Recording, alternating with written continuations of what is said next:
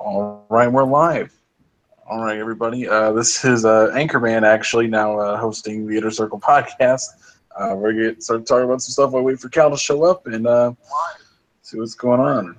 This is Anchorman actually. Yep. That's some feedback going on. There we go. All right. So how you doing, B? How you doing, man? I'm doing pretty good, man. I'm glad to be back. I missed last week. Had a little something going on. It was one of the biggest fights that we've had in a long time. So I had Yeah, to with had to Canelo go to versus go to a fight party. Yeah, man. Canelo Triple G. What I mean, super big fight. If anyone's into boxing, it's one of the best fights we've had in quite a while. So I had to take a little time and enjoy that. What I mean? But I'm glad to be back. Ready to talk these video games, man. Yeah, man. Dude, it. I watched highlights of that fight, and it looked like they were really going at it. And I saw the controversy afterwards. Aren't they doing like another fight afterwards? Yeah, I mean, in today's world, it's all about the money. What I mean? So I thought it was a bunch of BS to get the draw. But it hypes up the next fight. What I mean? So bigger purse, bigger event. What I mean? More people watching. So I'm looking forward to it, though. I think both are great fighters. What I mean? And bring a lot to the table. So if they can, bring that same excitement to the next fight, then why not? Yeah. Hey, man, it kind of sucks to see these guys beat the crap out of each other. Then all of a sudden it's like, oh, we know you guys beat the crap out of each other, but do it again in a couple months. Yeah, I mean, definitely wanted to see a winner at the end of the day. I was really pulling for Canelo, but Triple G came with it, man, and really stood in there, took some big shots. What I mean? Dude definitely has a rock solid chin, so you gotta tip your hat to him. I felt like at the end of the day, I felt Triple G won the fight, but this one, it's one of those few times that we get to see something great in the boxing arena. We There's not too many big name boxers anymore. So when you have two of the best in the same ring, what I mean, it's much watched TV. So Yeah. I mean, that's one of the things in particular, at least with boxing, it's just, it doesn't feel like it's as big as it used to be, where, at least in terms of names, like you just don't have anybody like that. I don't yeah, know. man. It's one of those things, man. I don't know. And it's also, I used to watch a little bit of boxing when I was growing up, just a little bit when I could, and I watched a lot of older fights, and I always like watching like heavyweight matches because you knew the punches were connecting, you knew it was hurting, and it was someone was going down, and Yeah, yeah. but it's just like with like the featherweight stuff and Mayweather and that whole age now, it's just like okay, well, we'll wait until the match is over and then we'll find out the technicals, and it's like okay, it's not as fun to watch anymore. That's what everybody's talking about Yeah, UFC. yeah, man. Everybody wants that gratification, man. What I mean? You want to see knockouts, especially if you go to like a live event. What I mean? If you're ever in the arena as a fight is going on, you don't want to sit there and watch, a boxing match go 12 rounds and what I mean, have to be decided between, 2 or 3 points or whatever the case may be. If you go there, you pay your money, what I mean, you want to see a great show. And that's why I think UFC is so exciting to people. Most fights end with knockouts or, what I mean, tap outs, things like that. So, what I mean, it's just more exciting to watch and the fights aren't as long. So you don't get bored over time. The excitement kind of keeps, going. So UFC is on the rise right now. The only thing UFC has to do is keep the fighters in the ring. I mean, John Bones Jones is one of the best UFC fighters, but for some reason, man, he can't stay off the dope. What I mean? He can't stay in the ring, and it's a big disappointment. Yeah, man. All right, so we got some guys in the chat here. For those of you guys who are watching us right now, we're buying some time for Cal. He's trying to get some stuff going on in the background, trying to get that all hashed out so he can jump on the show a little bit later, and we'll get officially started up here. Uh, Someone mentioned you be saying, "Who's the guy with the deep voice? Did Barry White join Tick, or is that Isaac?" Oh man, you know, same guy every week, man. Yeah, man. Anyway, man, what you been playing lately? I know me and Calvin playing Destiny 2, but what have you been up to? Man, I've been on Destiny. Destiny 2 has been a staple of my gaming life, and then of course 2K18 is right there with it. So that's the 1-2 punch for me right now. I mean, been going back and forth this last week or so with both of those games, and really enjoying both of them. I think for me at least, those are probably a year. I'll definitely want to check out like Wolfenstein 2 and Mario Odyssey, things like that. But the 2K and Destiny 2 would probably be the games that I play the most for the rest of the year. Yeah. And like I said, the last time we talked, you said like, "Oh, 2K's got my time. I'm out. I can't play anything else." And I was out of here. Destiny 2 might be it. It's like, Yeah, man. That I've always been a fan of Destiny. You know what I mean? Even since the original, a lot of people like give them a lot of hate because they felt like they nickel and dimed us and whatnot. But like since day one, what I mean, I purchased the collector's edition of Destiny 1. You know what I mean? I was in from the gate, and I've been enjoying myself with Destiny 2. I think they made some great improvements, and what I mean, I'm really sticking with it. Increasing my light little by little every day, and just getting ready for the next events. And I purchased the PS4 Pro bundle, so I got both expansions, and just looking for what that brings in the near future. I think they did some really good things with the story this time around, so I'm excited to see what they do in the next couple of expansions. And we all know that Destiny will continue to expand further, and what I mean, become bigger and better as the year goes on. So I'm looking forward to it, and you know, it's one of the best games out right now. So it has my attention. yeah, man. And we're trying to do the raid today, and we were on the final boss, and just oh my gosh, it was just so frustrating. Not because it's hard; we knew what to do. We went through we were almost killed the guy, but it was during the second phase. We got to do these call outs. We were playing at a party because it was more reliable chat, and what was it? It was we were doing the second call out, so we were going in order, and I think we were doing with Lord Addict, buddies of the pod of Multiverse Gamble. We were doing it him. We were doing the call outs, and was it Addict was yelling out. He yelled out, "He's like, oh, axes!" And I was and then the game threw me from party chat into game chat, and I'm screaming at the top of my lungs, "Cup, cup, cup!" And it was just it was so bad trying to get out of there, but nobody could hear it, and it was just because everybody was in party chat. And it was unbelievable. We were so pissed, and then the game would just bug out on occasion. There's like a sequence where um, you have to block yourself from being sucked in, and you can't hit a ramp. And then, but they have barriers that would pop up on occasion. One time, the barrier just never popped, and so everyone just automatically died. And then another time, we did it, and these symbols never showed up for us to call out in the first place. It was just like, this is, oh my god, so frustrating. We ended up quitting because we were just like, we can't do this right now. Focus on so this crap. so how many hours had you put into before you just waved the white flag? That one, we had gotten past all the points of the raid. That's the final boss of the raid. We had gotten that far. I think we got up to, I want to say, we didn't spend that long, honestly. I probably maybe spent about 3-4 hours on the raid total. Okay. Not too bad. I've heard people spending way more than that. But I've been sherped by Channel 5 and the Iron Lords, so they know way too much. Hey, what's going on, guys? Oh, look who decided to show up to his own podcast.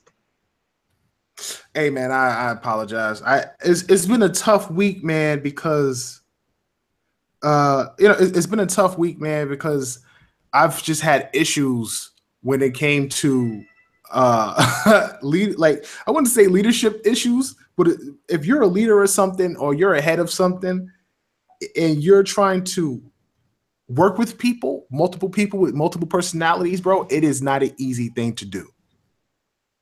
It is not an easy thing to do. Let me explain very quickly. So, beginning of the week, I had issues within my clan between two people. I wound up getting that resolved and removing certain people from that group. Turn around, we had some heads bump a little bit within the organization, and then today we've had issues with one of our Facebook groups. So you could imagine what I've been trying to deal with when it comes to trying to manage personalities and people and things like that. It's been a very, very trying week.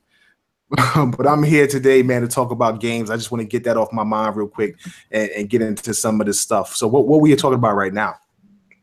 Oh, we're just talking about the talking about Destiny 2 stories and the fight last night. Or not last night, last week. So, last week. Yeah, I haven't seen it. Okay. Yeah, no, I didn't get a chance to see that fight. I heard it was a draw though. Yeah. What you think of the fight? Who you think won? B? Triple G definitely won the fight. Yeah, I mean, but boxing is kind of dying right now. So when you got two greats like that, they had to make a reason to have a second fight. So they threw the draw out there and hype up the next fight. So Triple G won. Right. Gotcha. But for the money, right? That they call it a draw. So okay. What about Destiny, man? I just got my to 286. I got this dope mask today called the Faux something. I can't remember what the Faux Tracer or the Faux Tracker or something like that. So Zer was selling it at like 270 light, and I wound up getting it in a drop. Not in a drop. I got it in a chest doing a public event, and I wound up unlocking it at 290. Now this mask is pretty dope because I'm a hunter. So basically what it does is when it locks onto a person, the coolest thing about the mask is that when it locks onto a person, it actually lights up. The eyes glow, which by itself just looks pretty sick when you're looking at somebody with the mask on. Then on top of that, anybody you shoot, when their health gets really low, you do more damage. The lower their health gets, the more damage you do. It's an insane mask because I've seen my damage skyrocket from like 125 a shot to almost 195 a shot. And that's a big significant difference when it comes to crit damage when you're hitting something. So I've been having a lot of fun in Destiny, man. I want to step away sometimes, but I just can't seem to put the controller down when it comes to this game. I don't know why. Yeah, man.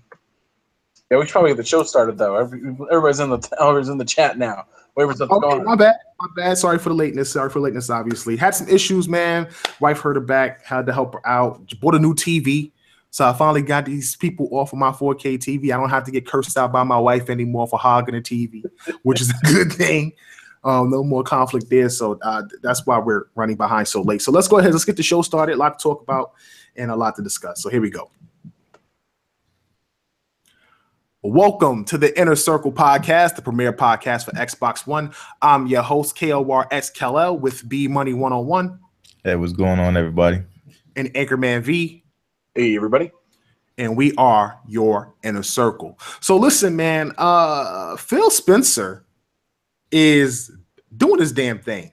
He has gone from the box father to the Don of all gaming for Xbox. He is now, I believe his title is Vice President of Gaming for Microsoft. And the biggest thing about that is now he is an advisor at the big table with Satya Nadella of Microsoft, the CEO of Microsoft, along with, I believe, 12 others, which makes it, I think, 13 people at this table.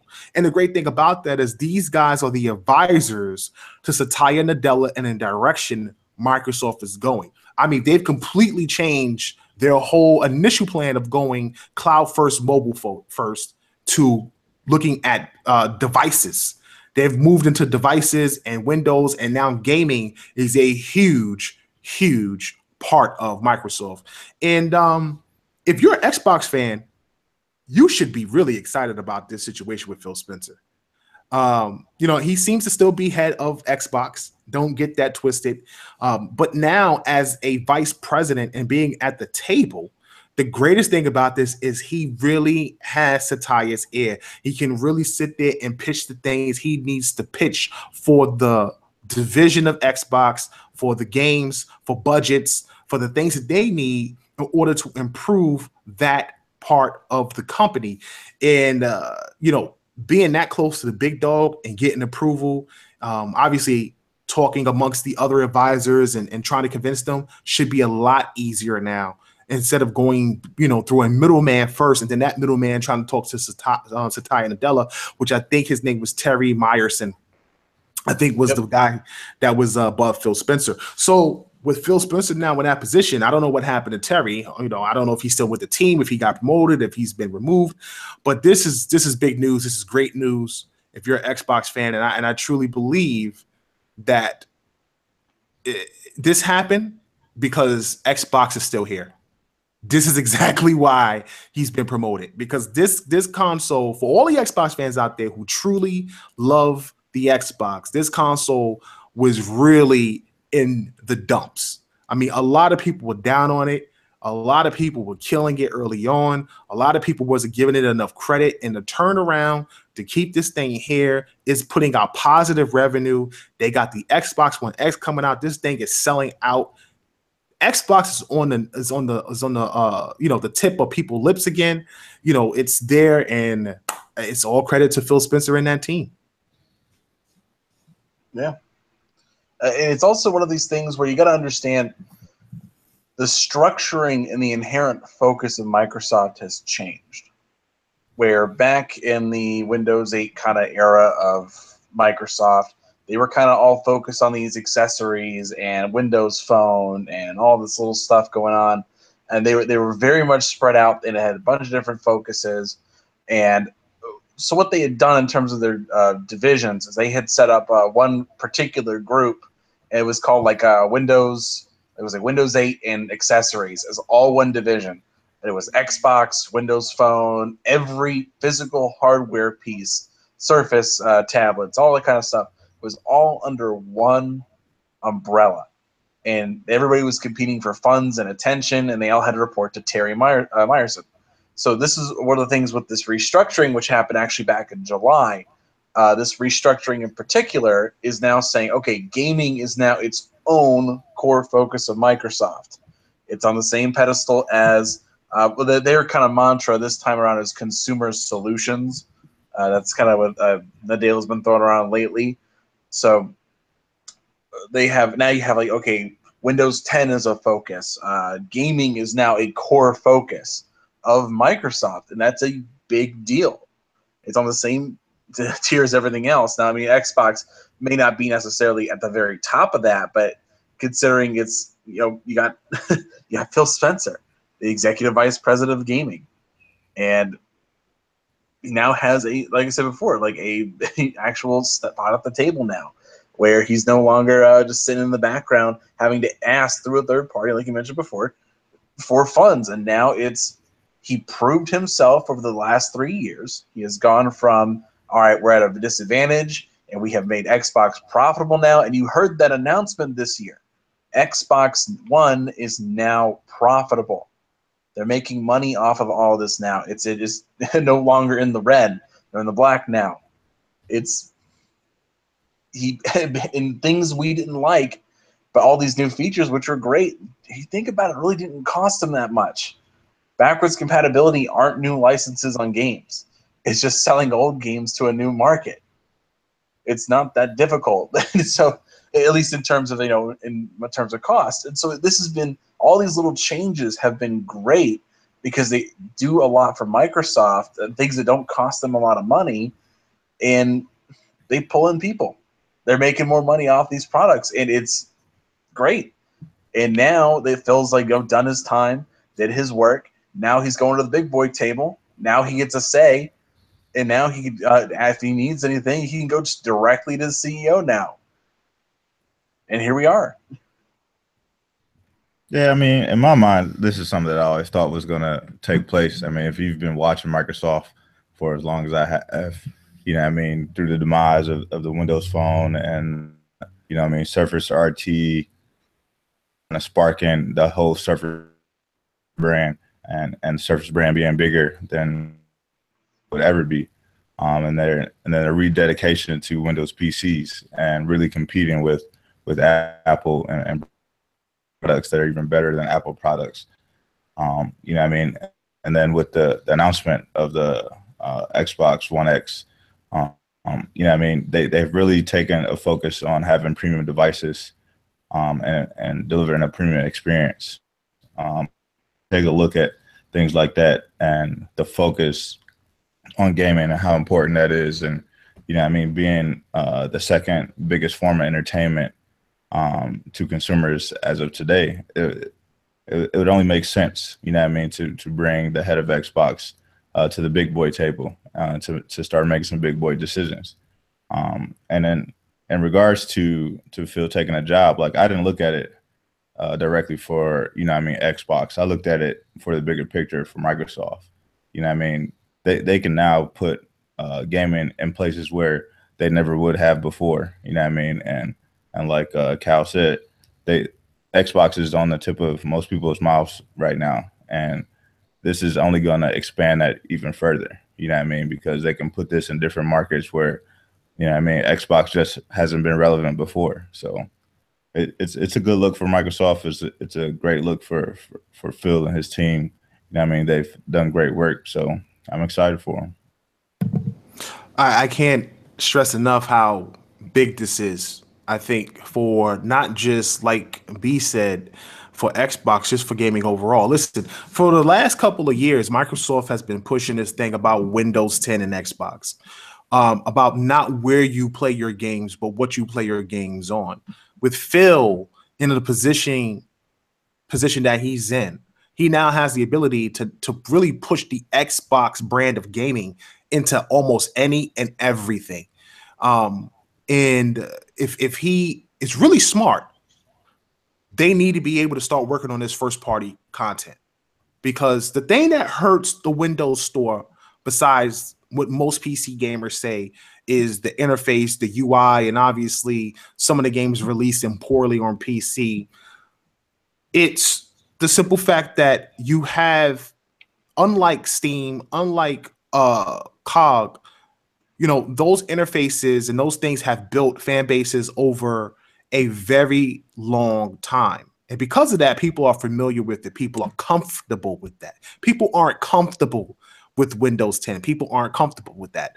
And because of that, it feels more like a store. What they need is an actual gaming place, like an actual place that's completely built for gaming, not the Windows Store, not you go in there and you actually buy the game. What they need is something like Steam. What they need is something like, like GOG, right? Yeah. They need a place where when you go in there, it's not just about, oh, you could also download music, or you could buy this game. No, they need a place where you see all of the Xbox titles that they're pumping, all of the multi-plat games that they're selling. Like if it's the Xbox Store is its own entity and it has its own gaming area for that. And you have your own library of games to look at and all the achievements that come with that. If you can integrate that into the Xbox app, then by all means, that is something they need to do, because like Steam and like those other, gaming places, those gaming URLs, they've built these interfaces that really make you feel like this is your console. Steam is your console when you go on your PC. You know, the Windows Store is the Windows Store.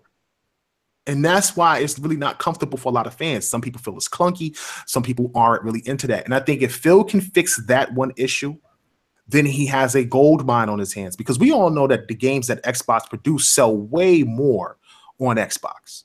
The console is going to sell way more regardless, but they have potential to increase the sales that they would sell on PC to compete with that console. If you're able to sell 5 million, let's say Forza 7 comes out and you could sell 3 to 4 million Forza 7s on Xbox One, between Xbox One and Xbox One X, then turn around and sell 4 to 5 million on PC, do you understand how amazing and huge that would be for Microsoft? And I really think that just the fact that a lot of people, especially in the PC department, feel the way that they feel about the Windows Store and what they've been trying to do PC wise, that's really just turned people away. And that's why the demographic isn't as big as it should be. When you have such a large group of people who have gaming PCs, that you can really get into your brand of gaming and really revive the Xbox like the perfect combination of PC and Xbox. You know what I'm saying?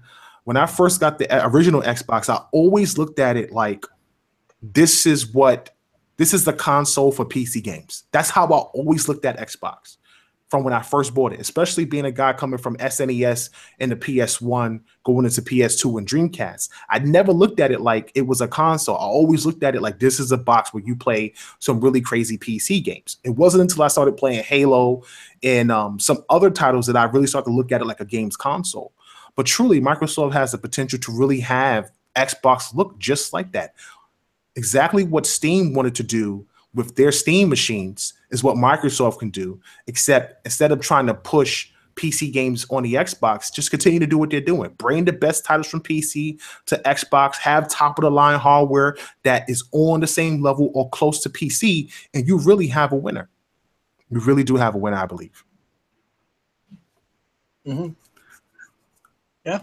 So, all in all, I just think that if Phil Spencer is listening to the fans, I think his first few steps is to increase the budget for the division, number one. Number two, purchase Obsidian, because Obsidian is up for grabs. And this is something that they stated, if the opportunity was right, maybe not a full-blown purchase, but at least a contractual deal like EA and BioWare. You know what I'm saying? Something like that, where you lock them up for 5 years or 10 years or something like that, and they just build RPGs for you or adventure games or single player experiences. Open up new first party studios. Move people around. Something that Brandon said lots of times, long times ago. You got people in there in understudy positions, junior executive producers. Get these guys, promote them, put them in positions where they can create their own games for their own studios. Don't let Rare just be the only studio making multiple games. If you're not going to let 343, Turn 10, and the Coalition make games, they create new studios that can make multiple games, first-party titles for you. Because I think if they were able to do that, if Phil can convince Sayatai and Nadella to really invest in Xbox the way they invest in Windows, with the amount of money Microsoft has, dude, they can really get their stuff together and be back on top in no time at all. It's just all about changing the culture, and you got Phil in that position to do that. And really, they just got to get their communication better. And I think fans will start to turn around and look at them a little bit different, in my opinion. All right. So moving on. Epic copies PlayerUnknown Battlegrounds. I'm actually lost in this one. I didn't get a chance to read up on it. I'm sure Anchor understands what's happening, but I did see something recently coming from TICGN.com about PubG taking shots at Fortnite. And Fortnite's a pretty good game. I'm kind of surprised that they did that, especially it seems different. It seems like it's a game where, you're focused more on zombies and working together and building forts and trying to survive the night than actually competing with other people. But I haven't played Fortnite, so I'm not really familiar with that game. So Anchor, explain to us what's actually happening between the guys over at Bluehole and Epic. All right, so here's what you got to understand. There is a rich history going on between the two. It's not just some random out of the blue issue. So the short version of it is you had Brendan Green, or better known as PlayerUnknown himself, who used to work on, what was it, Arma, work on the Arma 3 mod that resulted in H1Z1, which kind of started this whole free-for-all kind of issue. Now, the Battle Royale game mode has been around for a long, long time, but he's been one of the very most forefront people going forward. And from H1Z1 mod, they made PlayerUnknown. And they've been working ever since. Bluehole is the publisher of this particular game. Now, the issue in particular has been ever since they started working on this project, they have worked with Epic Games very closely with the Unreal Engine system, which they have licensed out. But they've been working very closely to get it optimized to support 100 players and do all these little things going on in the background. So Epic Games is not just some random group that's, just making a derivative game based off of PubG. This is not something like that. They did have a very close relationship with Grounds. This is a very special situation. So, as we all knew, everybody's going to start doing Battle Royale modes and Battle Royale games, all that kind of stuff. GTA 5 is doing one later this year. I believe I've seen some test footage from it. If it's not already live, I don't really follow the updates for GTA 5, but I know that they're doing one as well. Other games are picking up on this. There's been other ones coming out recently. Everyone's trying to get out before the PUBG wave crashes and destroys everything. So Epic Games also released Fortnite, well, sort of, because it's also still in beta. Technically, a beta you could pay for. But that's a side point altogether. So what's been going on is that Fortnite has introduced their own Battle Royale game mode that's kind of similar to PUBG from what I'm told. I have not played it personally, but there's been an issue where a Bluehole, a executive from Bluehole, not Brendan Green, but a different executive, has gone out against Fortnite saying, hey, this isn't cool. Seems a little too close to us. You're trying to recreate our particular vibe that we put out with our game. And more specifically, in their advertising, they specifically mention PUBG as an influence, and so that's a conflict. It's a conflict to them. It's like you're using our success to market your game. So there's a little bit of something like that, and so, but there is a history between the two that's a little deeper than this. Not just they're not going after just random people for making similar games, but that's the issue behind all this. So I'll let you guys go from there. That's pretty crazy. That's something that I didn't know about. Honestly, I don't know why other people would do that. Like, I don't understand why a dev would use another game to promote their own game or try to put another game down in a way that's, that actually just pisses another dev off and would cause conflict like that. Do you think that is that damaging that Bluehole needs to say something and call them out to that extent? Whether or not it's too damaging, I'm not necessarily sure. But it's kind of like, okay, here's an example. So part of the marketing that Ubisoft performed was with Far Cry 3. Everyone kept using the term Skyrim with guns. And Skyrim was a huge success. And so when people started using that terminology, they actually started using that in their advertising as like one of the blippets or little blurbs that they would put out from reviewers. And so people were like, okay, like, oh, that sounds cool. So they're using the success and notoriety of a bigger game to market the smaller game. And so some studios are fine with that. Some are not. It kind of depends. I don't recall Bethesda having a cow about that necessarily. Right. But it really kind of depends. Like, in one regard, you don't want your name associated with another product because you're not selling your own product. Like okay, let's try to use a different example. Let's say Pepsi started going around saying, "Oh, Pepsi, the Coke of the South." It's like, what? And so it's like you're hurting. And on Coke's perspective, they'd be like, "What is this? Like, you're using our name to support your product. You're a competitor. Other games are competitors. So you're using our success to market your title. That's the real issue here." Gotcha. B, what you think? Yeah, I mean, I think it's, all fair in love and war. You know what I mean? At the end of the day, they're all competing for the consumer. I can understand the gripe, from PUBG. You don't want anybody, capitalizing off of your name or your success. Oh, we got back. We good? I think that might be Anchor. Something happened. Oh, okay. No, I mean you don't want anybody capitalizing off of your name or your success or anything like that. But you know, what I mean, it happens all the time. You know, what I mean, people do it all the time, and you know, if it's not gonna be Epic or or Rockstar with GTA, man, someone else is gonna do it. You know, what I mean, use PUBG's name out there, and you know, what I mean, because that's the easiest way for a consumer to associate what type of game mode it is, or you know, what I mean, what the game will be all.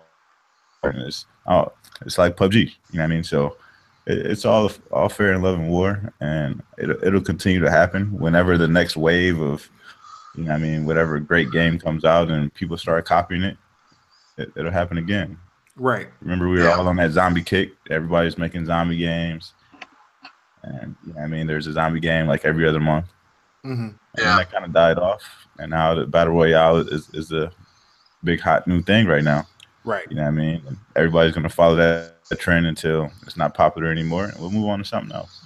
It's funny that you say that, because I looked at, when you look at PUBG, you look at that, you look at, what's that indie game out right now? The Culling. You look at the Culling. At one point, when Microsoft had press play, they were working on a game that was supposed to be some sort of like Hunger Games type title for a very long time. They actually had it in beta. We were playing it. You also Knoxville, had, right? Knoxville. Yeah. There's a game that I played at E3 called Project Darwin, which is another game that's kind of battle royale and actually very similar to Hunger Games, because people actually get to watch. If you accumulate enough points, people can actually send you rewards and gifts and weapons. Like, it's pretty dope how they have it set up, but everybody on the map can see it and everybody can fight for it. So it's cool, man. Graphically, it's not that impressive. It's not something that's going to, blow doors off. It's an indie game, obviously, but like B said, man, you can see the trend. The trend is happening. Everybody's hopping on the battle royale bandwagon. They see the success of PUBG, and they're trying to probably hop on that opportunity and stuff. You know what's died? I'll tell you what's died. What's died is the idea of having a multiplayer only game. You know what I'm saying? At one point, you had Evolve, Titanfall, Jason. You had these games that really focused on multiplayer only and didn't have a campaign, didn't have anything into it, for almost full price. And these games have suddenly, Titanfall didn't die. I won't say Titanfall died, but Titanfall got a lot of slack for not having enough content. Evolve had to go free to play, and even in free to play, nobody picked it up. And Jason is just a technical mess. I wouldn't say that it died, but a lot of people have had issues with it, waiting for updates for this thing to be fixed and stuff like that because of debugs or whatever.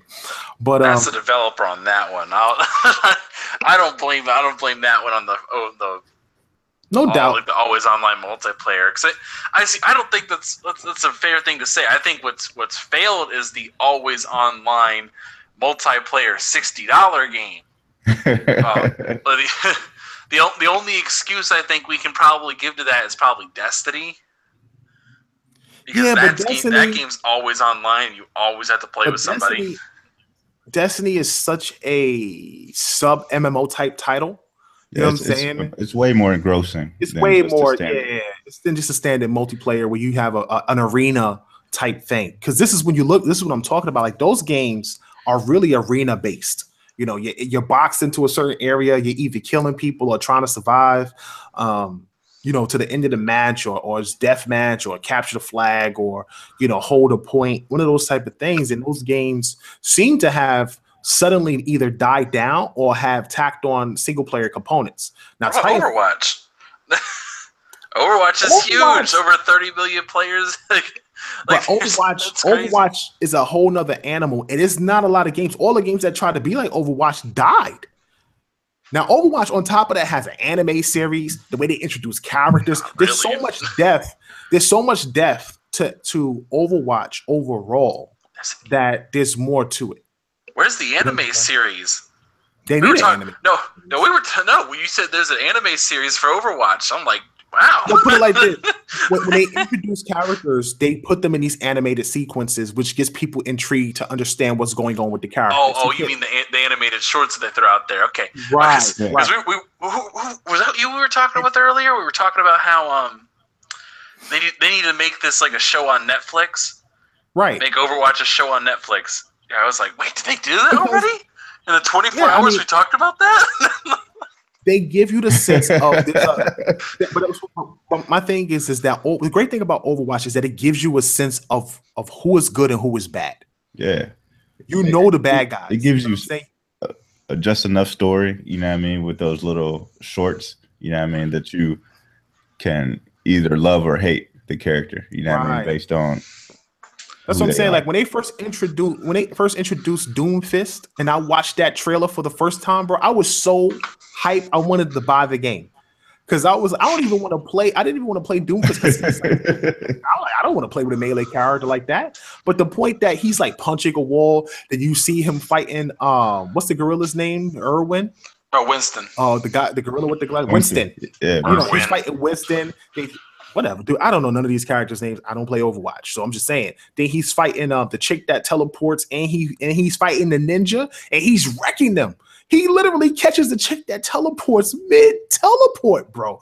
You can't tell me that's not an ill sequence. And he's holding his own with no weapons and a giant arm. A giant arm, bro. It's raw. It makes you like, yo, I want to play this game. You know what I'm saying? You didn't get that with what's the one that just recently got canceled and failed? What's that game from 2K? Evolve? No, you talking about Battleborn? Yeah, Battleborn. Oh yeah, Battleborn. Cattleborn. Yeah, Battleborn. You didn't get none of that from Battleborn. I don't even know what Battleborn is about. The most recognizable thing from Battleborn that I see is the dude with the top hat in the suit that looks like a butler. A robot man, yeah. That's the only character that I really truly recognize in that whole entire game. You know, because it's so unique. Because I'm like, dude, there's a robot in a suit with a top hat. You know what I'm saying? Like, I'm like, you don't see that every day. You know what I'm saying? So for me, it's like, that's the most intriguing thing about it. I knew that game was going to be bad. We was at E3 and I said, Battleborn is going to be bad. We were watching it literally at E3 and I was like, that's going to be bad. And sure enough, it turned out to be bad. So, you know, listen, it's all about how you present games and obviously how you capture the audience. Overwatch has done a good job of that. And a lot of other games didn't. Evolve didn't. Like, if Evolve was able to portray a story that talked about hunting beasts and how there was all these beasts in this crazy world and how you're hunters and you get like missions, bounties and you have to hunt the beasts and stuff like that, that'd have been great. But they didn't do that. They never went into that. They never went that far. They only show you like, you know, some cinematic cutscenes of action. And that's just not enough depth to capture gamers nowadays. So, you know, that's unfortunate about those games. But yeah, man, PubG, I think is going to be huge. It's going to be big on Xbox. And I look forward to it when it comes out. And I hope everybody else is looking forward to it when it comes out as well. I mean, before we move on, what do you guys think about, you know, the bigger third parties taking on the Battle Royale game mode? Do you guys think that'll stunt the growth of PubG? Nah. I think because PUBG is in a PC space, they got it. It's almost like saying with a game like I'm trying to think of some. Well, most of these games are on PC anyway, but like games that kind of follow Diablo, you know, with a AAA publisher dropping a game like Diablo, stop Diablo because it comes from a AAA publisher. I think PUBG has established their foot in the ground. It'd be hard to move it. I think at this point with the base they have, the way they're doing things, and now with the backing of Microsoft, which really empowers them, I wouldn't be surprised if Microsoft buys Bluehold or makes a pitch. If the game is really big, like if the game is a huge success, I would not be surprised if Microsoft made a pitch to Bluehold to just buy them and buy the IP. Mm-hmm. So, you know, we'll see what happens coming up in the future. I don't think in the long run that it's really a concern for them in terms of whether or not it's going to hurt them, because this happens all the time. Like, okay, the last time we had a game like this that was this much of a runaway success was Minecraft. Right. And Minecraft still hasn't stopped selling. It's been quite a while. Other games have been trying to implement elements of Minecraft into their stuff, and that hasn't really affected anything. There's been straight knockoffs of Minecraft, and that still doesn't stop them. Right. I mean, it's so for some people, there's always going to be that original factor to it. Like, this is the game that was like, that was it. Like, okay, let's say Call of Duty. Call of Duty didn't get stopped because there were a bunch of first-person shooters that stole its formula afterwards. That didn't do anything. It's because nobody stole the Call of Duty formula, though. No game feels like Call of Duty. The whole loadout thing from Modern Warfare, everybody started picking up on that. Yeah, I mean, right after that point, that's what I'm talking about. Clearly, they can't just straight up copy it. But they started realizing, okay, we got to have these smaller maps. We got to start having more frantic action. It's got to be quick run and gun. It's going to be this kind of gameplay. It can't be exactly like it. Right. It can be pretty close. Right. That's crazy. Definitely a crazy situation. But yeah. So let's move on to the next subject. Listen, accidental crossplay. Now my understanding is that Fortnite, correct? They actually turned on their crossplay between Xbox and PlayStation 4. Now, I don't know how long this was on. I don't know what happened. But clearly, we all know Sony sent a cease and desist letter to Epic to close off the crossplay. The children! Jim Ryan was tossing and turning all night like something's wrong. Something's wrong. Sweating, having nightmares about this actually happening. So, man, is this thing really a big deal? Like, is Sony truly, honestly making way too much of this crossplay situation, or do they have the right? Do you guys? Well, they obviously have the right, but do you guys feel like Sony is kind of like right in making sure that their fan base stays where it's supposed to be and playing amongst each other and not with the Xbox crowd? And the reason why I ask that is I wonder if they are concerned about Xbox gamers convincing PlayStation gamers to get Xboxes. Like, think about that. You know what I'm saying? Like, because we wind up having conversations with PlayStation fans. And if you become friends, you know, you could talk about some of the games you're playing or some of the games that's pretty cool and maybe convince a guy who wasn't going to get an Xbox to get an Xbox, because now you're having natural conversations. See, the biggest problem we have between gamers is this wall of communication. You know, we obviously have sides. Some people support Xbox, some people with Nintendo Switch, some people with PlayStation, unless you've been brainwashed by Brap like Brandon and you support everything now. But you know, that's neither here nor there. At the end of the day, if you have people in a group and they're able to communicate amongst each other, you have an opportunity to meet at a common ground and actually see eye to eye reasonably, not behind the keyboard, not on Twitter, not on Facebook, but actually in a party, playing a game together and enjoying that game together. So I wonder if Sony fears that part because they have such a large lead on the Xbox when it comes to install base.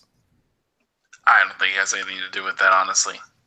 Yeah, I wouldn't say it has anything to do with that because, like, they tried to do this crossplay thing last gen. And Microsoft's like, nah, you know what I mean? So it's kind of one of those things, like, we got to wait till, you know, the universe is perfect and everybody's all good. And then, you know what I mean, we get the okay from everybody and that'll happen.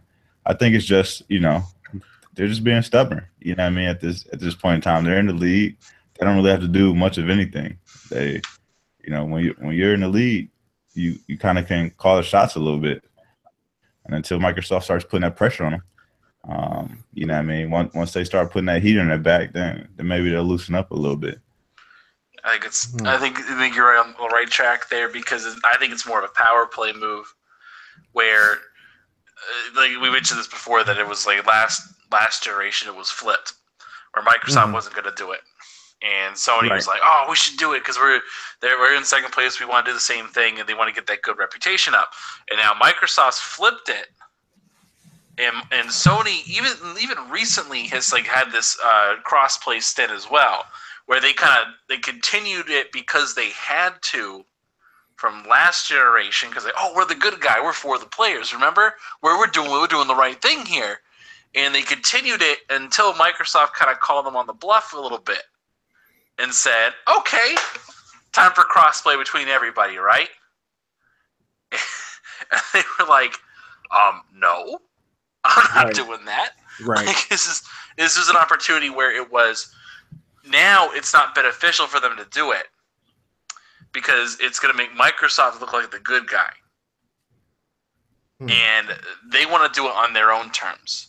Right. They want to be the ones to decide crossplay between all consoles starts now when we decide for it to happen.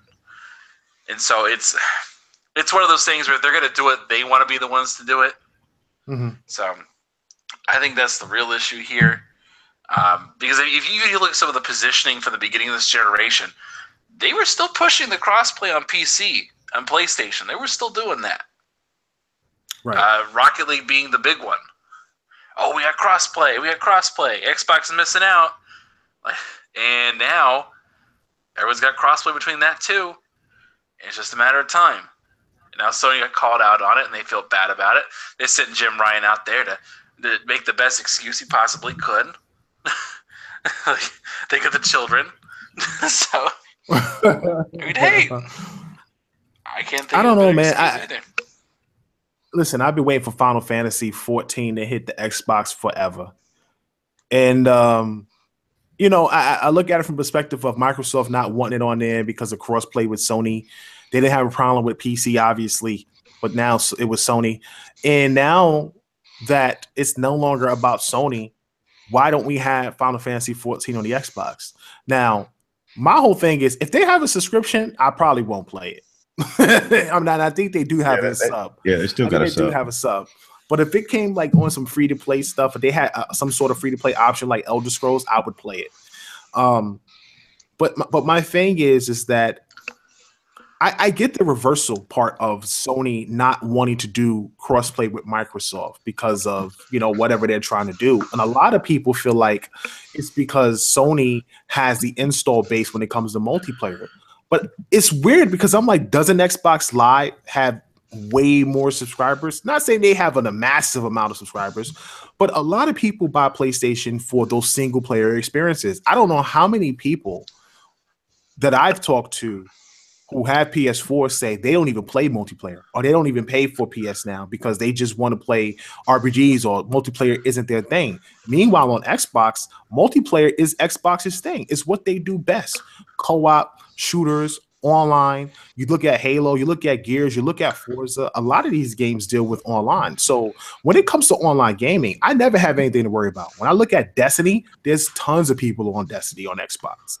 Now, obviously, sales of games is going to be different because you're talking about install base around the world. But I just never looked at it from a perspective of, Xbox not having people to play with on live when it's live. Live is the premier place to play. So I don't see what the big deal is. If I'm Sony, if anything, if I'm Sony, I would want to do crossplay with the Xbox guys, unless you just did. In my opinion, it can't just be about, we have a larger install base. There has to be some underlying thing that maybe they don't want their fans to interact with Xbox gamers for a particular reason. You do it with PC. What is the problem with Xbox at this point? Here's one. I'll throw a scenario out there. Let's say you're playing Ark, and Ark's crossplay.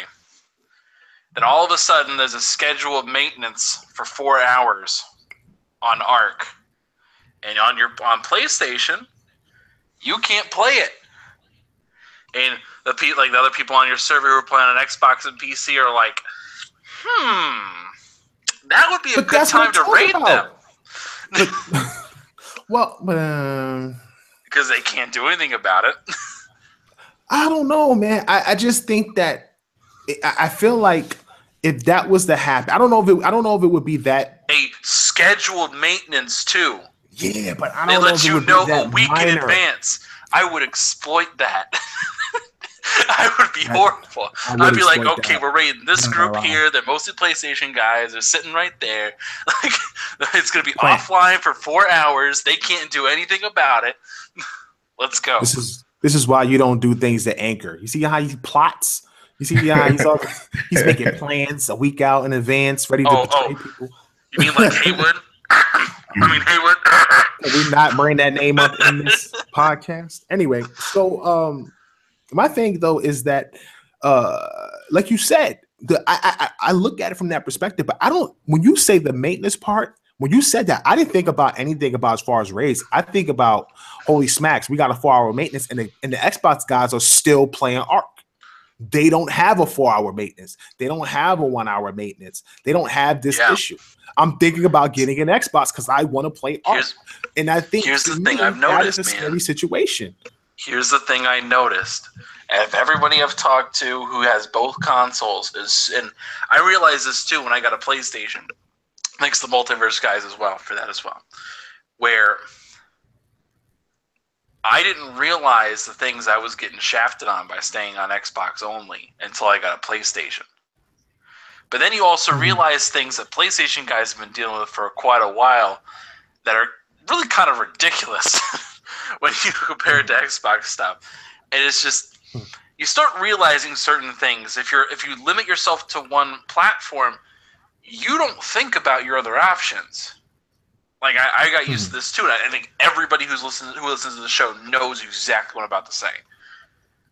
If you're only on one platform and you see another game coming to another platform, you will immediately subconsciously downplay whatever that game is or whatever that feature is. I did this all the time. Any game I saw coming out to PlayStation, whether it deserved it or not, I automatically internally said, yeah, it doesn't look interesting. I don't care about it. It looks like garbage. Come on, man. Hey, Anchor out here pulling the Usher. These are my confessions.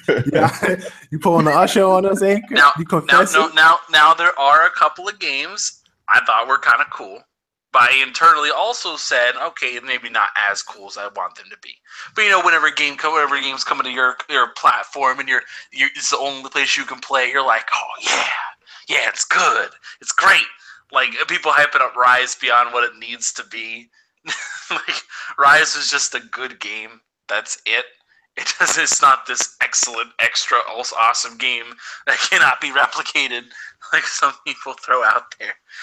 Rise is a good game, but same thing on the PlayStation side too. Like it happens all the time.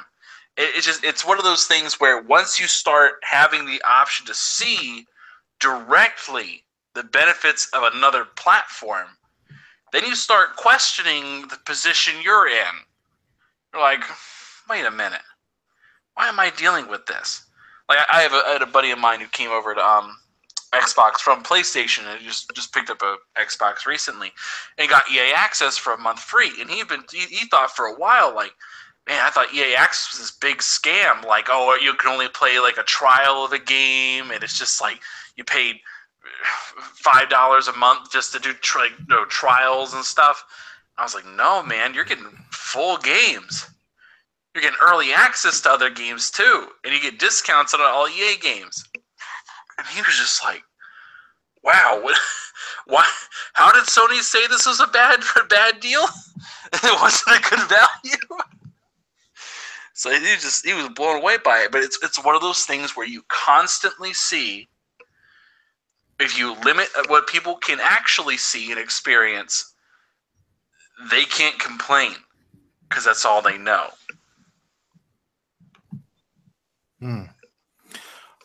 Can I rebut that? Yes, so.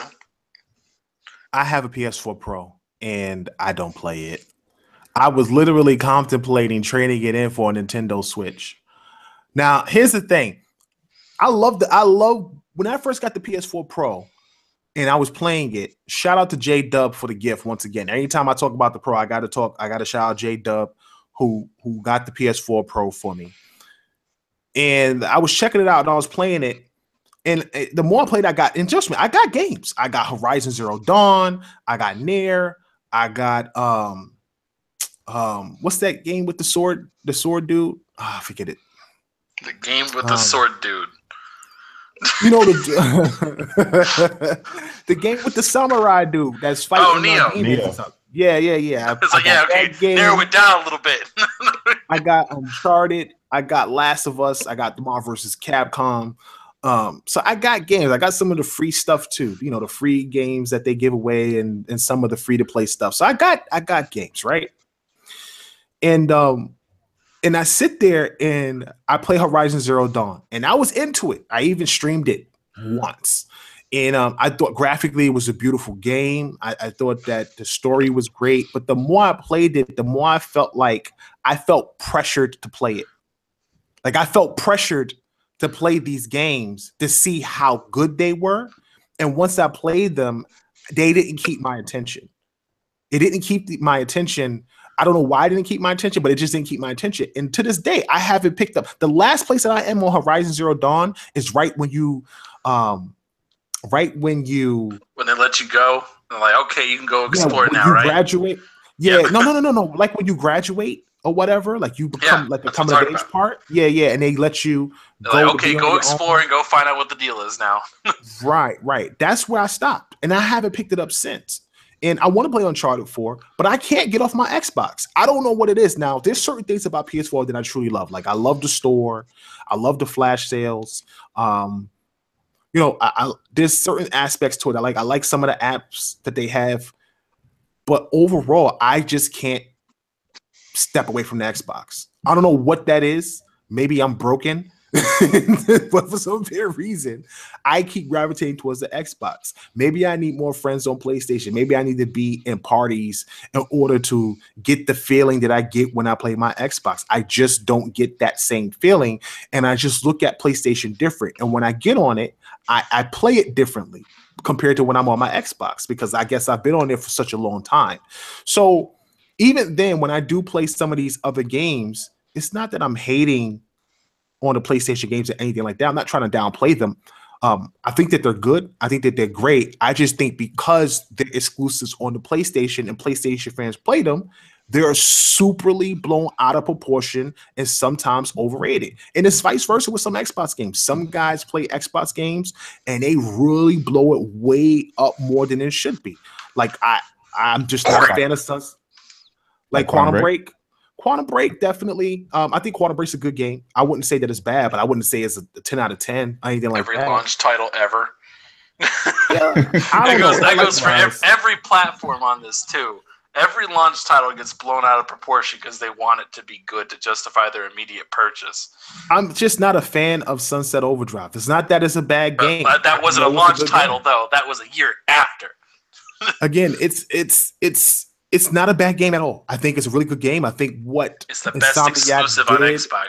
I think what Insomniac did with the game is really good. I just hate the mechanics. I'm just not a fan of jumping and shooting and running and grinding and shooting. I just can't do it.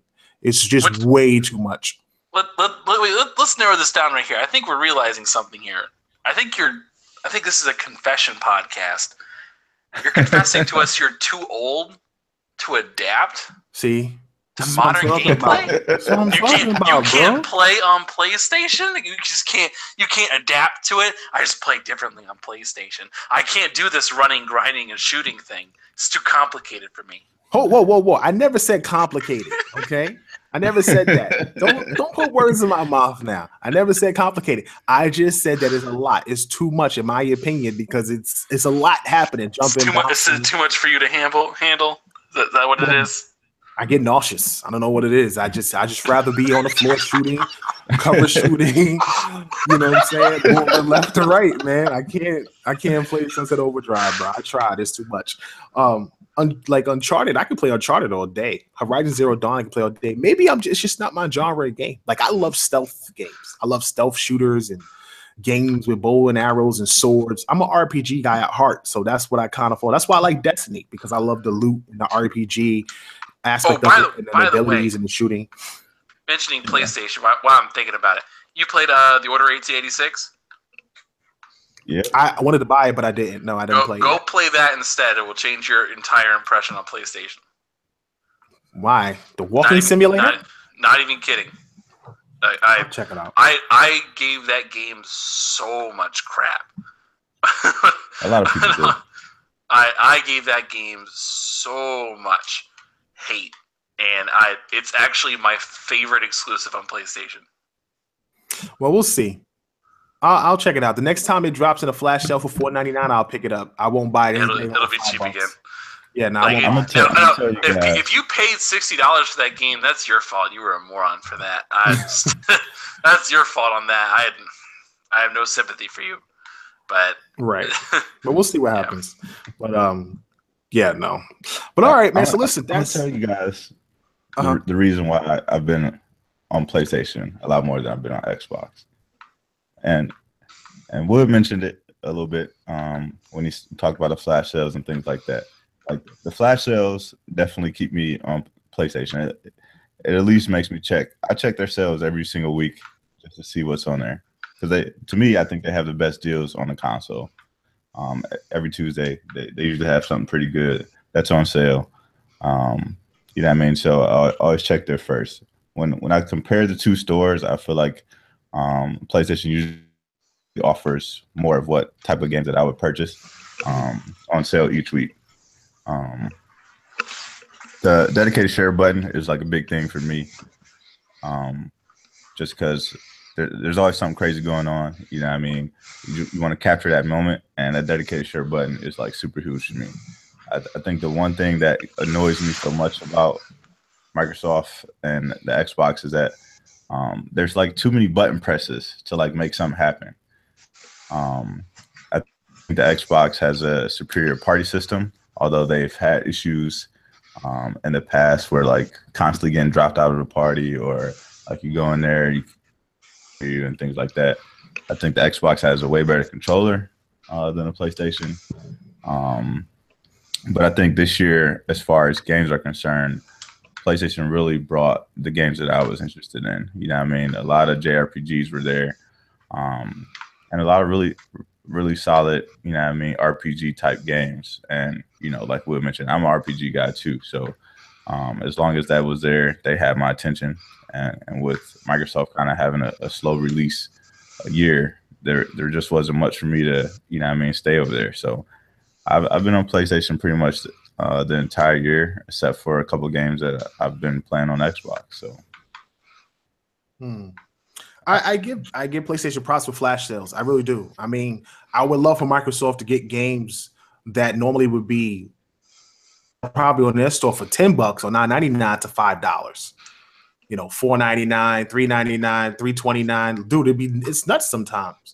But you know, I bleed green, so I refuse to spend money on the PlayStation store. I'd rather spend $10 on the Xbox store, son.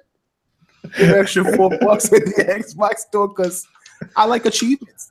Yeah, so you know, that's me and my boy was talking about that the other day. We was like, dude, if PlayStation had achievements, I might play more PlayStation games. Like if I could convert trophies into achievement points, I would do it. I'm just an achievement guy, bro. Trophies is not for me, so I just don't like trophies, bro. Who is that? Part of that is starting over too. It's like, I don't want to start all over again. Where it's like I'm at the bottom of the totem pole. It's like I'd rather just continue my progress on here. I think that's something that Microsoft and Sony just are like, yes, like we gotcha. Right. Like it's a brand loyalty thing, but. Yeah, it is. But again, this is the premier podcast for Xbox, so we're going to keep it Xbox 24/7. Listen, man, that's it for the show tonight. I want to thank everybody for stopping out.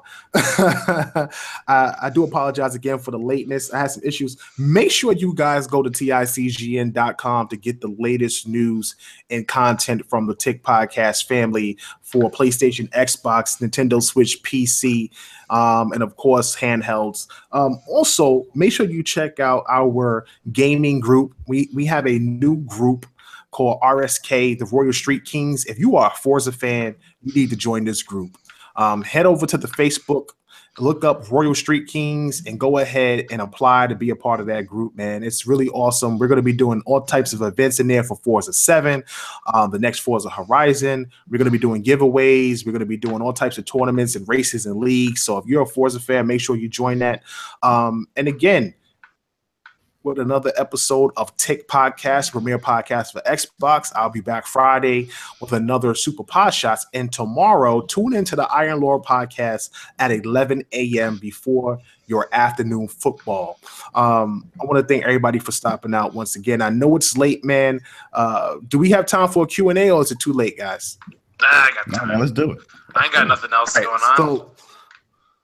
So, listen, make sure you guys give us a thumb up. We're going to do a Q&A for you guys because we know you guys got questions. We'll try to answer the best of our ability. I'm going to end the show for the MP3 crowd. So if you're listening, make sure you check us out on iTunes, Google Play. Look up TIC Podcast as one word, and you can find us on iTunes or Google or any podcast app, including the Xbox. And look up TIC Space Network for all of our other network shows, including Multiverse, 2XP Podcast, and of course, the Iron Lord Podcast. I want to thank everybody for stopping out once again. I'm your host, KLYXKL, with B Money 101 and Anchorman V, and we're off this planet.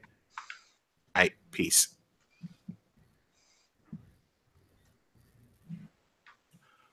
All right. Again, man, I want to thank everybody for stopping out. We got 32 people watching tonight. We're going to do a big concerted effort in trying to make sure that we're able to reach everybody out there that likes to listen to Tick Podcast, listen to the show. A little bit because we have so much going on. We're definitely working on getting the next set of people to come on the show as far as interviews are concerned. Right now, I'm in talks with. I'm going to be reaching out to Dragon Punk, the guys that's doing the new content for ARC, for the new cyberpunk dragon type content, as well as they made a pitch to Microsoft for Shadowrun, and I recently heard that they actually were turned down by a middleman. I don't know what this middleman is thinking, but a lot of fans want Shadowrun to return. So I'm like, hey, maybe Phil should hear about this, and we can get the ball rolling on a new Shadowrun RPG. But I don't know, man. If this is what's happening when people are offering to make games for you, you're just turning them down. It's not a good look at all. It's not a good look.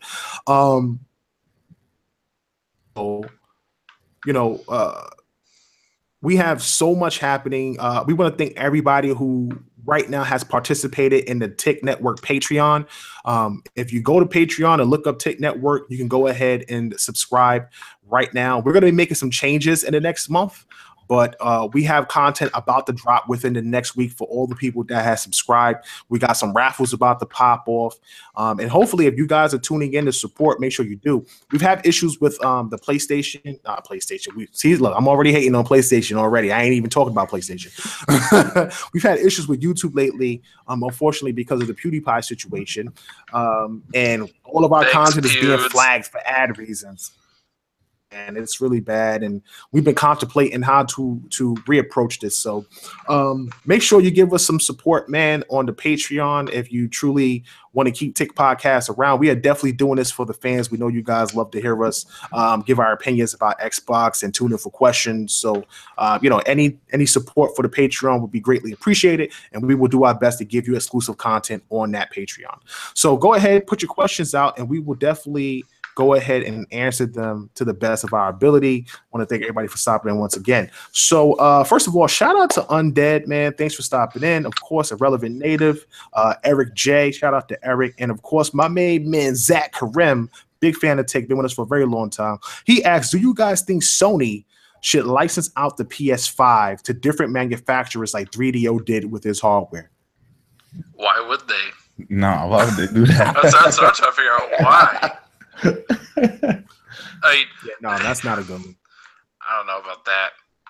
It doesn't make any sense, honestly. Like, why would they bother? Because with them, it's just like they've done. they're just fine by themselves. I don't see any reason why they should bother. Like, really, like, what's the point? I really don't know why. Yeah, I mean, like, it's not like they're having a hardware problem, are they? Yeah, their only mistake has been the PS3. You know what I mean? When you look at all the consoles, so I think they'll be prepared for whatever the PS5 is.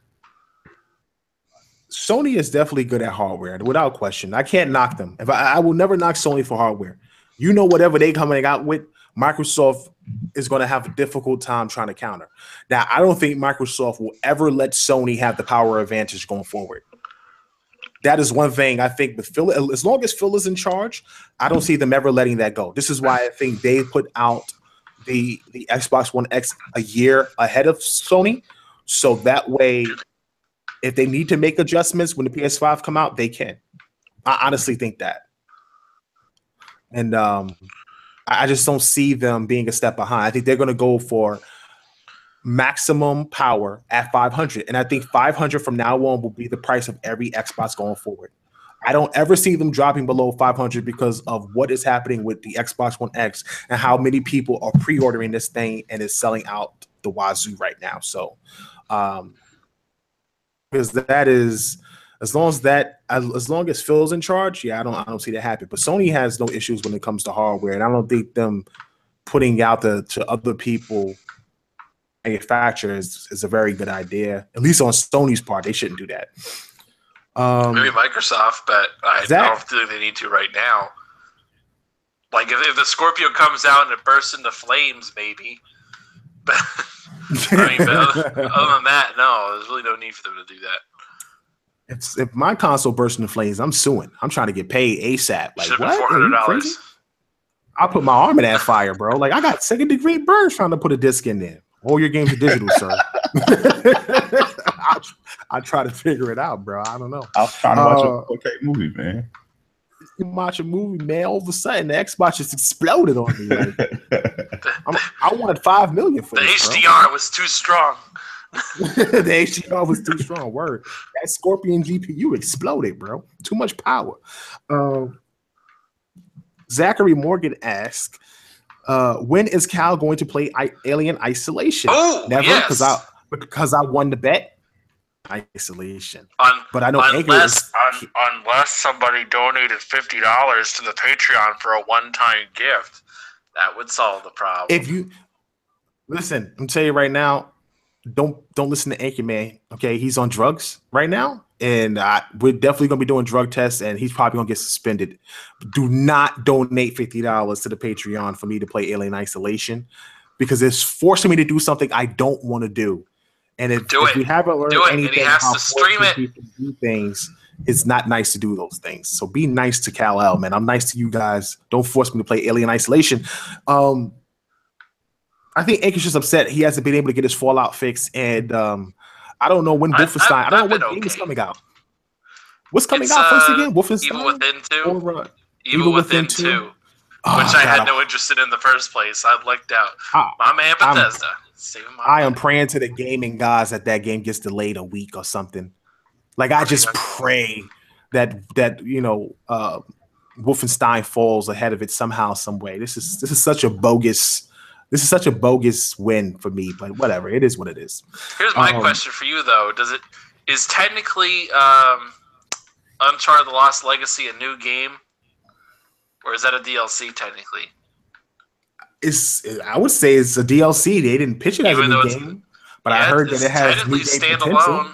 It's a standalone. It's a standalone full disc release, just like Dishonored. Yeah, which already came out, which I'm not going to get either. Yeah, but I don't look at those games like even though they're standalone, because they're kind of like offshoots of another game. I never look at them as standalone games. They aren't marketed as that. They haven't been pushed as that. That's a worthwhile topic, though. Like, there's been a lot of those kind of games this generation. You think about it, they've been doing that a lot lately. If you look at Wolfenstein: The Old Blood, Wolfenstein: The Old Blood was basically a whole new game. Yep. It was great. That's a topic worth having sometime. We'll definitely try to get to that next week if we possibly can. Jose Enrique asks, have you seen the new stuff about Monster Hunter World, and what do you think about it? First of all, shout out to Enrique. Thanks for stopping out, brother. Also, yes, Monster Hunter looks amazing. I cannot wait to get this game. It is a day one for me. I am making sure my clan gets on this game. Co-op. First of all, it's my first Monster Hunter. So I'm excited. I've been trying to get you on the way for a minute, man. So I'm excited. What am I going to play Monster Hunter on? What am I going to play Monster Hunter on? I don't have no handhelds. I don't have a Nintendo. I refuse to buy anything with a Wii in it. I might pick it up on the Switch if it's possible.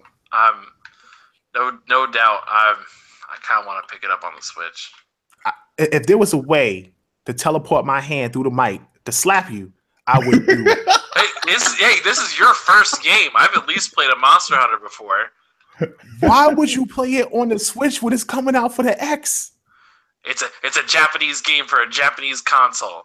That's like you saying I'm going to buy Doom at 30 frames per second on the Switch. Xbox don't deserve the PlayStation games. God, dude, this is just out of control. We're gonna have to have a meeting about this Xbox show because I can't be having this on the show, man. This is Xbox all day. This is like a blasphemy. It's like Rogue right now. Let's see. Zach Morgan asks, I'm pre-ordering PS4 Collector's Edition. Okay, that's cool. I'm not picking up another PS4 unless it was like some amazing PS4 that transformed and cooked me breakfast in the morning. I definitely am not picking up another PS4. What is your guys' thoughts on Monster Hunter though? Day one. What is the background of Monster Hunter? Custom characters. Like, what is the purpose of it? Mm-hmm. You know what I mean? I can't wait. The character customization looks pretty dope. I watched the video on it yesterday or the day before. They were showing it off. It looks really interesting. I watched the latest trailer. They had like that flying blowfish bat or whatever the hell that was. That thing looked crazy. You know what I mean? Like, just run around hunting the monsters, collecting pieces. You know what I mean? Upgrading your armor.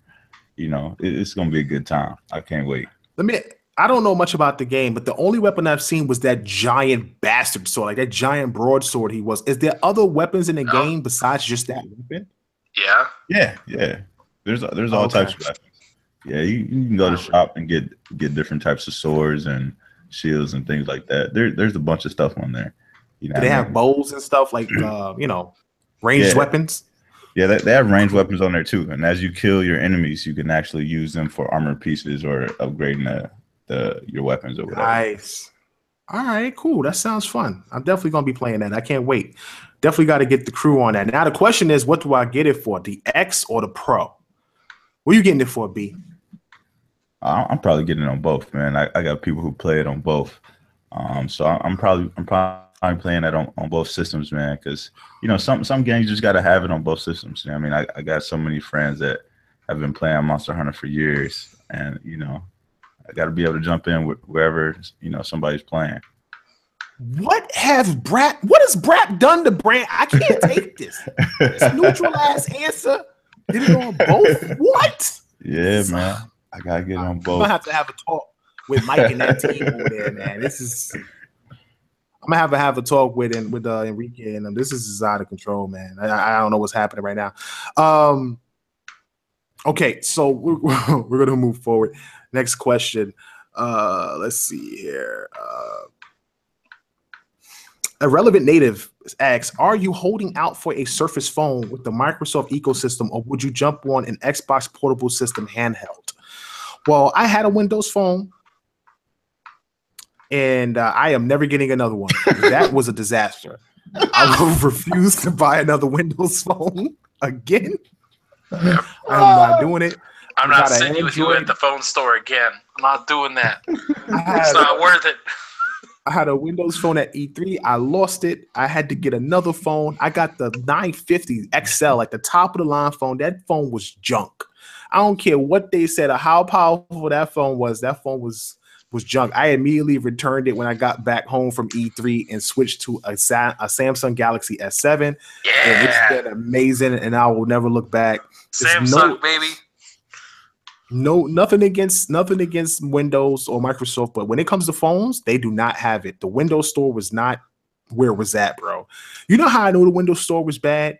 When my Chase app told me they were leaving the Windows Store. When your bank app tells you got a month to use it before they shut it down, bro, that was enough for me to be like, all right, I gotta get out of here. And now you see where the phone is at right now. It's unfortunate. But if an Xbox handheld came out, I would pick it up, but I don't know. I don't think they should do that. Would you truly use an Xbox? I don't even like handhelds. I had a Game Boy Advance, a Game Boy, a DS, bro. I barely played them. Like I'm always home, so I'm always on my console. I don't even like going out that much. Like I used to go out a lot when I was younger, playing sports and basketball, football on the field, one of those type of things. But now that I'm older with kids and a wife, bro, I don't even want to step into the sun. In Florida, bro, you crazy, bro? It'd be so hot. I just be thinking about tanning, getting darker. I'm already dark enough. I don't want to grow another shade darker, getting in the sun. The hell with that. I stay in the house where it's nice and cool and just be on Xbox all day. That's just crazy. Yeah, no, it's just funny.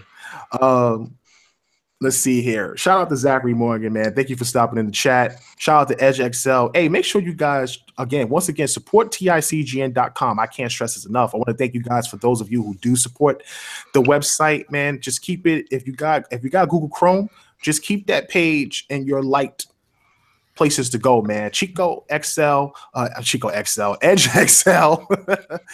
XL, who is Chico, is my head editor. He's in the chat right now. This guy has been holding us down since the day we came out, man. I am beyond grateful to him and all his support and everything that he's done building that team and that website up to what it is today. So please, give him a round of applause if you can, with either a thumbs up or something, or thanks or something like that, man, because he deserves it. And that team has done an amazing job over there at TICGN.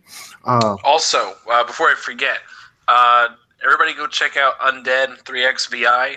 He's actually doing his little Undead reviews for his first time, do a little debut, trying to get in practice. Do it out there, so go show him some support when he's throwing that stuff out there. I believe starting on Tuesday this week. Yeah, definitely shout out to Undead. I got to get him on the site. I've been meaning to. I'm just swamped with so much stuff, and definitely get him up on there so he can get those reviews on the site as well. Let's see here before we head out. Do we have any more questions? Zachary Morgan says he'll tutor me, and I guess in Monster Hunter. Monster Hunter? Yeah, that's dope, man. Listen, I'm down to join any group to play Monster Hunter for my first time. So I definitely want to learn how to play it and get in there, man. That'd be really awesome to get some help and support in there and everything like that. And yeah, make sure you join the Discord. We're rebuilding the Discord, the Tick Discord. We're going to be in there chatting it up. I'm going to do my best to try to get some developers in there and executives in there to talk with us about games, maybe for 30 minutes or whatever time that they can give us to chat with the fans. So make sure you hit up the Tick Discord, as well as make sure you join our Tick fan page. It's called the Inner Circle Games Network on Facebook. If you have a Facebook, make sure you join that fan page. We are now at 9.5 thousand likes. We have 9.5 thousand likes. That's thanks to the I'm about to say the PubG. I can't believe I was about to say PubG. That's thanks to Play That Gaming and their support on that merge. We were able to go ahead and merge that page with ours, and now we're up to 9.5 thousand likes. So make sure you support that page to get your latest news through Facebook and things like that. And of course, don't forget to join the Royal Street Canes for all your Forza needs. We're going to be really pumping that group and making it the best place to play for Forza gamers and get the latest in Forza content. By the way, we got custom emojis. We got the custom emojis game is strong here on the Discord chat. You got to come check it out. We'll put a link in the description in a couple minutes after the show's over, so you guys can pick that up and come see for yourself just how awesome it is. Cool. Sounds great. So listen, man, that's it for the show this week. I want to thank everybody once again for stopping out, for all the support as always and as usual. If you want to listen to us on the go at work, if you missed a few episodes, if you want to backlog and hear some of our old content, make sure you check us out on iTunes, on Google Play, on Stitcher, on Podbean. You can catch us on the Xbox as well. Just go ahead and download the Cast app or any podcast app and search Tick Podcast, and the Premier Podcast for Xbox will pop up, and you'll hear our latest content. I'm going to be uploading some shows tonight that you'll be able to catch as well. So we'll be back again next week, every Saturday at 10 p.m. Eastern. And you can catch Super Pod Shots at 11 p.m. Eastern Friday nights. And tomorrow, don't miss the most electrifying team on Tick Network, the Iron Lord Podcast. These guys are so funny. I love listening to their shows in the morning right before a good football game. So make sure you tune out to them and Cog. Shout out to Cog. He had a gallbladder removal. So prayers and wishes go out to Cognito. And shout out to David Whitaker, who was also in the hospital. You guys know him as Fame Entertainment over on 2XP. These guys both were dealing with some health issues recently, and our love and our prayers go out to those guys from the Tick family. So again, man, I'm your host, KLYSKLL, the last son of Planet Xbox, where Anchorman V and B Money 101, and we are out of here. We'll see you next week.